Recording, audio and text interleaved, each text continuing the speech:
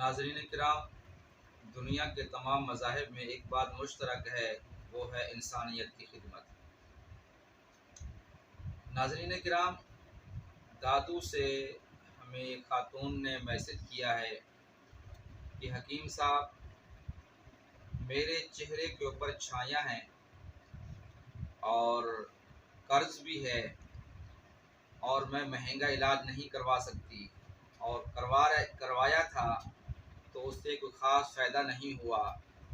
آپ مجھے کوئی روحانی عمل بتائیں جس سے مجھے شفا ملے اور میرا چہرہ صاف ہو جائے۔ ناظرین کرام، امام جعفر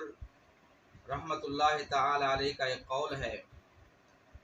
وہ فرماتے ہیں کہ کھانا کھانے کے بعد جب ہاتھ دھوئیں تو وہ ہاتھ تولیے سے صاف نہ کریں، بلکہ وہی ہاتھ چہرے کے اوپر مل لیں تو انشاءاللہ ثم انشاءاللہ چہرے کی چھایاں اور بدصورتی ختم ہو جاتی ہے اور چہرہ خوبصورت ہو جاتا ہے، اور اس عمل کے کرنے سے اللہ تعالی رزق میں بھی اضافہ فرماتا ہے اور قرض بھی اتر جاتا ہے۔